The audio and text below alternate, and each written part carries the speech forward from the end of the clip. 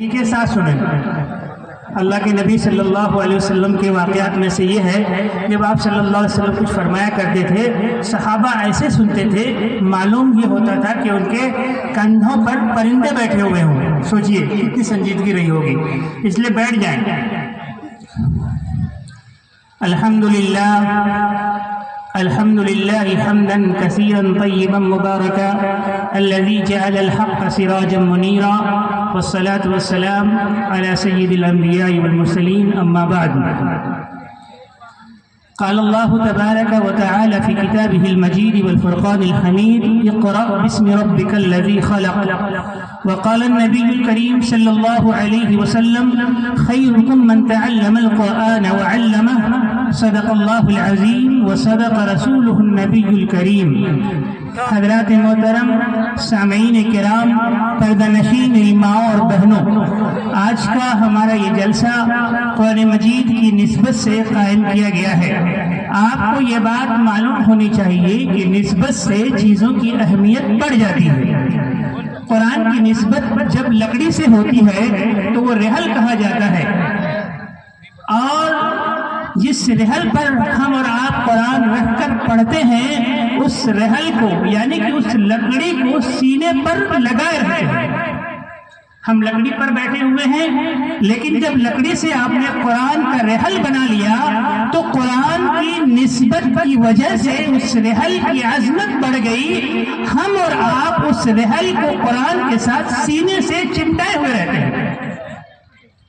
ایسے ہی کسی کپڑے سے اگر آپ نے قرآن کا جزدان بنا لیا تو اب وہ معمولی کپڑا نہیں رہا، اس کپڑے کی اہمیت قرآن سے نسبت کی وجہ سے بڑھ گئی، اور اس کا مقام و مرتبہ اس لائق ہے کہ اسے ہم قرآن کے ذریعے سے اپنے سینے سے چمٹائیں۔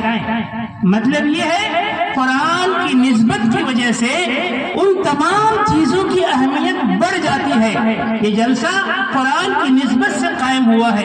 یہ جلسہ اس لیے قائم کیا گیا ہے کہ جن لوگوں نے حافظ قرآن بنا، قرآن کو سینے میں اتارا، اللہ تبارک و تعالیٰ کے نزدیک وہ لوگ بابرکت بھی ہیں اور معظم بھی ہیں۔ ایسے لوگ اس قابل ہیں کہ ان کو اعجاز کیا جائے، ان کو اعجاز سے نوازا جائے۔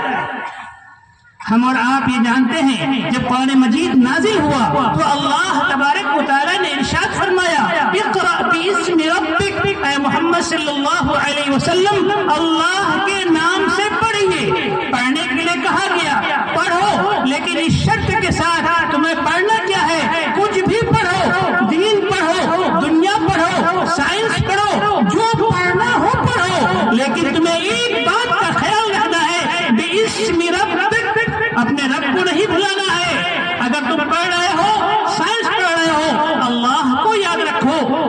دنیا داری کر رہے ہو، اللہ کو یاد رکھو۔ یعنی کہ ہر حال میں آپ کو رب کا نام اپنے ذہن و دماغ میں بسائے رکھنا ہے۔ قرآن کی پہلی آیت اقرأ باسم ربک، اس کے بعد اللہ نے فرمایا انسان اپنی تخلیق پر غور کرے۔ جو اللہ انسان سے یہ کہہ رہا ہے کہ اللہ کے نام سے پڑھو، وہ انسان اتنا عظیم اور بابرکت ہے کہ انسان کو اللہ تبارک و تعالیٰ نے اشرف المخلوقات کے مرتبے پر فائز فرمایا۔ اشرف المخلوقات، سوچئے میرے دوستو، لیکن اللہ تبارک و تعالیٰ دوسری آیت میں فرماتا ہے: هل أتى على الإنسان حين من الدهر لم يكن شيئا مذكورا۔ اے انسان، تمہیں قرآن کا علم دیا جا رہا ہے، تمہاری نسبت قرآن سے ہو رہی ہے، تمہاری نسبت محمد رسول اللہ سے ہو رہی ہے، لیکن تمہیں معلوم ہونا چاہیے کہ اللہ نے تمہیں اشرف المخلوقات بنایا، سب سے عظیم مخلوق بنایا۔ تمہاری پیدائش کے اندر ایسی چیز داخل کی گئی ہے کہ اس کے بارے میں بات کرنا بھی تم لوگ گوارا نہیں کرتے۔ هل أتى على الإنسان حين من الدهر لم يكن شيئا مذكورا۔ اے انسان، تم پر ایک زمانہ ایسا گزرا ہے کہ تمہارے بارے میں کوئی انسان بات نہیں کر سکتا تھا۔ سوچئے، قرآن مجید نے کہا میں نے تمہیں اشرف المخلوقات بنایا، لیکن تمہاری تخلیق ایسی چیز سے ہوئی ہے کہ اس کا نام لینا بھی ہم اور آپ گوارا نہیں کرتے۔ اِنَّا خَلَقْنَا الْإِنسَانَ مِن نُطْفَةٍ أَمْشَاجٍ، اِنَّا خَلَقْنَا الْإِنسَانَ مِن نُطْفَةٍ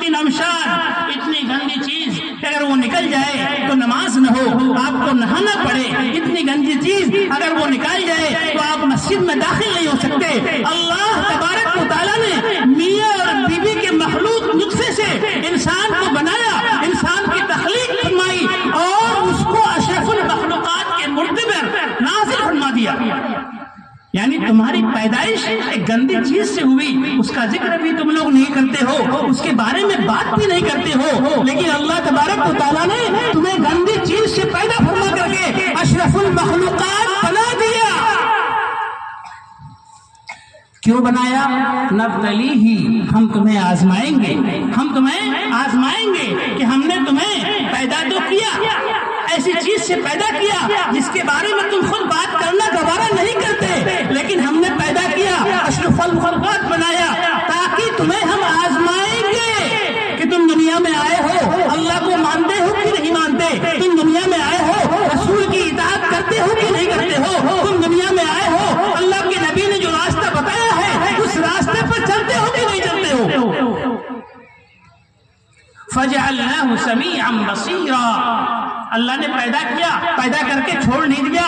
اللہ نے فرمایا میں نے تمہیں دیکھنے کی صلاحیت دی، میں نے تمہیں سننے کی صلاحیت دی، یعنی اللہ نے پیدا کیا اور ساتھ میں آنکھیں دی، دیکھو کون سی چیز صحیح ہے کون سی چیز غلط ہے، دیکھنے کے ساتھ ساتھ سننے کی صلاحیت دی، کس طرح کی باتوں کو تمہیں سننا ہے اور کس طرح کی باتوں کو سن کر کے نظر انداز کرنا ہے۔ اللہ نے سننے کی بھی اور اللہ نے دیکھنے کی بھی صلاحیت دی۔ آپ کے سامنے گندی چیزیں بھی آئیں گی، آپ کے سامنے اچھی چیزیں بھی آئیں گی، انسان پر اللہ نے چھوڑ دیا کہ تم گندی چیزوں کو اختیار کرتے ہو یا بری چیزوں کو اختیار کرتے ہو۔ اس کا علم تمہیں کہاں سے حاصل ہو